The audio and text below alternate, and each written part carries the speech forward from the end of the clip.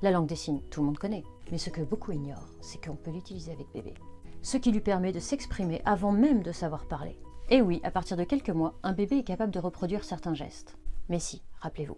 Un siphon, fond, fond. Eh bien, il suffit d'utiliser cette faculté et de leur apprendre des gestes simples.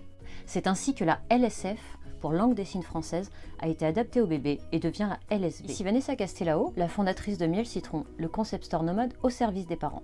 Aujourd'hui, je vais vous raconter mon histoire personnelle. Alors, j'ai 2 enfants, dont une grande de 9 ans. Ce qui signifie qu'il y a 9 ans, je m'intéressais déjà à la LSB. J'étais totalement emballée par l'idée. Oui, mais voilà, la flemme d'aller à des ateliers, puis à l'époque, on n'en trouvait pas partout non plus. Alors, qu'est-ce que j'ai fait? Eh bien, comme tout le monde, j'ai acheté un bouquin. Alors, je vais pas vous faire un dessin, mais les schémas avec des flèches dans tous les sens, c'est parfois incompréhensible. Mais bon, j'ai quand même essayé de reproduire. Alors, tous les jours, en fait, quand j'y pensais, je me faisais des petites sessions comptines et gestes avec bébé. Petit escargot porte sur son dos. Alors souvent bébé n'était pas décidé. Mais c'est pas grave, dans le livre, ils disent que de toute façon bébé enregistre. Alors j'ai attendu. Et puis un jour, miracle. Oh bon, c'était un échec cuisant. Et j'ai dû me résoudre à être une mère pourrie. Mais quelques années plus tard, le miracle de la vie s'est reproduit. J'ai eu un 2e enfant. Et là, je me suis dit, pas question d'échouer une 2e fois.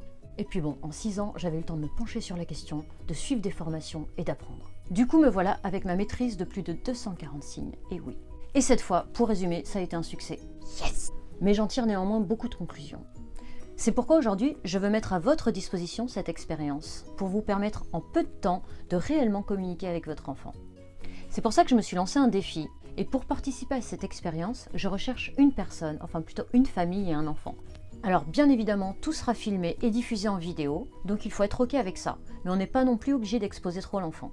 Alors pour participer, c'est très simple, il suffit de vous inscrire sur le lien et m'expliquer pourquoi, enfin me dire tout ce que vous voulez, pourquoi je devrais vous choisir vous. Oui, parce que forcément, je ne pourrai pas le faire avec tout le monde. Donc je vais sélectionner sur un critère totalement subjectif, par rapport à la disponibilité, éventuellement la localisation géographique, enfin je sais pas encore trop, ça dépendra peut-être de vos commentaires, justement, lors de votre inscription. Ça peut bien évidemment se faire par internet, donc tout le monde a sa chance. Vous avez 1 semaine pour participer, et j'annoncerai le nom des gagnants dans 1 semaine. Voilà, à bientôt et bonne chance.